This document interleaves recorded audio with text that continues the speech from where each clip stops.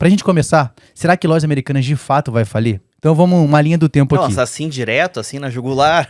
Só para o pessoal entender o que tá rolando, né? Então, no dia 11 de janeiro, a empresa soltou, através de um fato relevante, um comunicado que eu chamo de comunicado dos horrores, né? Então, em poucas linhas, foi tanta notícia ruim, a gente não sabe o que de fato foi o pior ali. Não, e foi duplamente comunicado dos horrores, né? Em primeiro lugar, porque a notícia é ruim.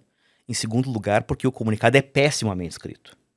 Então, a comunicação é duplamente horrível. Exatamente. Então, no dia 11/1, através de um fato relevante, ela soltou em poucas linhas que tinha acabado de encontrar inconsistências contábeis na casa de 20 bilhões de reais. Né? Inicialmente eu falei assim, cara, o estagiário errou a conta aqui, não foram bilhões, mas de fato era, e que o atual CEO, né, que agora é ex-CEO, Sérgio Rial, que tinha assumido a empresa no dia 2 de janeiro de 2023, estava acabando de ser demitido. E eu me pergunto, o que será que esse cara descobriu? No dia 12, no dia seguinte, as ações despencaram por volta de 77%, saindo dos R$12 para menos de R$2,50. Uma bobagemzinha, assim. Pouca eu acho coisa. que a última vez que alguma coisa caiu dessa magnitude na Bolsa Brasileira foi, sei lá, em 94. Tivemos ainda impactos em fundos imobiliários, com locatárias de Lojas Americanas, fundos de investimento, títulos de dívida privada afetando a renda fixa. E no dia 13, em plena sexta-feira, a Americanas entrou com um pedido de recuperação judicial alegando dívidas de 40 bilhões de reais. Na verdade está impreciso, tá? Eles não entraram com o pedido de recuperação judicial. O que eles entraram foi com um pedido de tutela cautelar antecedente, tá? Que basicamente eles viraram para o juiz e falaram, olha, juiz, temos um problema aqui, enquanto a gente endereça esse problema, eu preciso que você nos dê aí uma salvaguarda que nenhum credor nosso possa pedir congelamento de ativos, arresto de contas, etc e tal, porque provavelmente a gente vai pedir recuperação judicial. Então, ainda são coisas diferentes, ela ainda não entrou com o pedido. Mas aí, pra gente começar, de fato, do que rolou? Né? Quando a gente lê lá, inconsistências contábeis na casa de 20 bilhões. Né? Então, para quem não sabe o que isso significa, o que pode significar, porque ainda está muito obscuro ali. O que seriam essas inconsistências, na sua opinião, dentro do que a gente tem de informação até hoje? Então, isso podem ser duas coisas. Tá? Ou isso podem ser valores que foram contabilizados errado, mas que passaram pelo balanço, passaram pelo DRE. Tá? Ou isso podem ser valores que não foram contabilizados, ou seja, que nem apareceram no balanço, que estavam escondidos, que são o famoso esqueleto no armário. Pelo tom do comunicado, que foi a maneira como o comunicado foi redigido, a gente ficou com a sensação inicial de que, olha, todos esses valores foram contabilizados ao longo dos anos nos números das Americanas, mas eles foram contabilizados errado. Então, grosseiramente falando, tudo que saiu de dentro da empresa está registrado nos balanços, só que a gente tem que mudar de linhas, né? Sei lá, isso aqui está como custo de mercadoria, quando na verdade deveria estar como despesa financeira, e o saldo da nossa conta de fornecedores, de contas a pagar, ele, na verdade, ele deveria ser menor e a nossa dívida financeira deveria ser maior.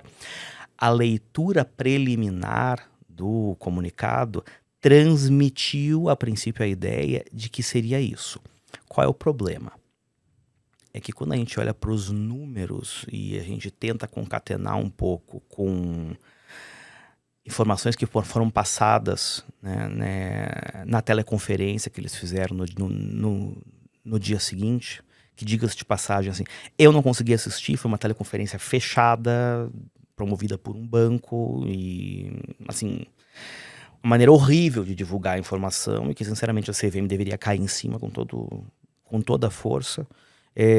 Quando a gente começa a concatenar as coisas, a gente chega à conclusão de que, assim, não, mas espera só um pouquinho, a conta não fecha, tá? Então, talvez seja um pouco das duas coisas, ou seja, em parte, números que apareceram dentro do balanço, mas não apareceram nos lugares certos. E isso pode, eventualmente, ter contribuído para fazer o resultado da empresa parecer melhor do que ele efetivamente era. E você pode ter números, você pode ter valores que simplesmente não foram contabilizados, ou seja, um mix das duas coisas. Uma parte está ali, mas a história foi contada do jeito errado, e outra parte da história não foi contada. A princípio, nesse momento, é o que parece, tá? Então, vou te dar um exemplo. Qual é a sensação que ficou inicialmente? Os caras deveriam ter contabilizado diferente custo de mercadoria e despesa financeira. Só que se simplesmente fosse uma questão de como você contabiliza custo de mercadoria e despesa financeira, o resultado final lá, o lucro líquido, ele deveria ser parecido, para não dizer idêntico. Não é idêntico porque ia mudar algumas coisas de cálculo de imposto, mas assim, no fundo você está dizendo, ao invés de gastar com banana, eu gastei com laranja, mas a minha conta do supermercado deu a mesma coisa. Só que, de novo, não parece ser só isso. Mas mesmo que fosse só isso, isso já teria uma consequência, que qual é? Os bancos, quando eles vão fazer análise de crédito para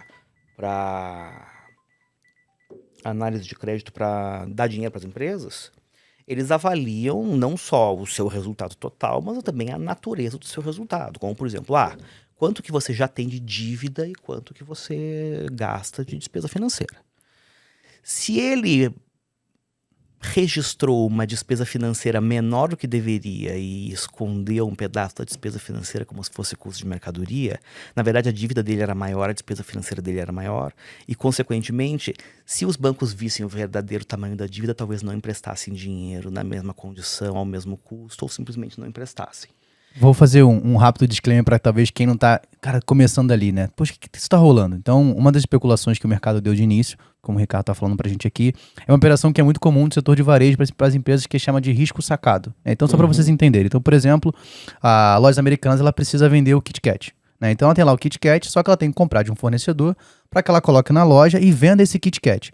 Só que esse Kit Kat ele vai ser vendido em algumas parcelas, se você comprar uma quantidade grande de Kit Kat. Então significa que ela não vai receber no mesmo momento que ela compra, porque você parcelou essa compra. Então ela precisa desse recurso para que ela possa continuar pagando suas despesas, funcionários e tudo mais. O que ela faz? Ao invés de ela vender o valor de R$10, ela pega para o banco e fala assim, banco, me empresta um valor, que esse valor eu vou passar para o meu fornecedor, vou bancar ele parceladamente e eu vou conseguir fazer o meu giro aqui. O que acontece é que, ao invés de ele colocar essa dívida, que não é mais do fornecedor, porque ele foi pago, e sim para os bancos, ele maquiou justamente para que, quando fosse olhar o balanço e ele fosse pedir um novo empréstimo, o banco fala assim, olha, parece que você teoricamente é saudável, porque o teu custo está maior dessa parte de fornecedor, e não com os credores bancários. Então isso facilita se ela for pegar melhor taxa de juros, maior prazo. Então, basicamente, essa operação é muito comum para o mercado de varejo. Então, a mudança foi que a início, né, ela só alterou aonde estava isso no balanço, nas linhas. Mas ao longo... Ele teria um saldo de contas a pagar de fornecedores menor, mas um estoque de empréstimos e financiamentos maior. Que isso vai... Em teoria. Isso vai impactar diretamente quando ele for buscar um novo empréstimo, porque tem uma dívida maior aqui colocada, diferente se fosse fornecedor. E isso é uma análise feita de acordo com a dívida / o patrimônio que a empresa tem, né? E aí, se a gente tivesse esse cenário, tá, do tipo, se a questão fosse essa, qual poderia ser a consequência? Diversas operações de empréstimos e financiamentos entre bancos, elas têm regras, né, que são chamadas, são conhecidas como covenants, que estabelece o seguinte, olha, eu te empresto dinheiro nessa condição aqui, mas eu só aceito te emprestar dinheiro nessa condição se a sua dívida for até tanto. Que geralmente não é um valor absoluto, é um valor relativo. Por exemplo, assim, eu aceito que sua dívida seja, sei lá, o equivalente a até 3 vezes o seu faturamento. Né? No caso das empresas de capital aberto, geralmente é, sei lá, um múltiplo de EBITDA, né? Não de faturamento. E aí, qual é a regra? Se porventura em algum momento isso aqui ultrapassar isso, eu tenho o direito de pedir o vencimento antecipado dessas dívidas, ou seja, você me paga à vista. Você me paga antes. Se os caras contaram a história do balanço diferente para fazer com que a dívida parecesse menor, eles podem, em teoria, ter, entre aspas, enganado os bancos. Tá? E é por isso, em grande medida, que os credores financeiros estão completamente pistolas com eles nesse momento, tá? Em função disso aí. Mas isso aí a gente está trabalhando naquele mundo de todos esses valores foram contabilizados, só foram contabilizados errado. O problema é que quando a gente olha para a magnitude dos valores, a gente fica com a impressão, né, e de novo assim, é uma impressão porque o nível de informação que eles deram não nos permite chegar a uma conclusão definitiva, é que não é só isso, entende? Que também tem valores que simplesmente não foram contabilizados. Tá? Ou seja, que talvez existisse para parte disso aí uma contabilidade paralela, ou que eles tenham, com algum nível de intencionalidade, distorcido certos indicadores e usado de práticas contábeis arrojadas, digamos assim, criativas, para fazer as coisas parecerem melhores do que são.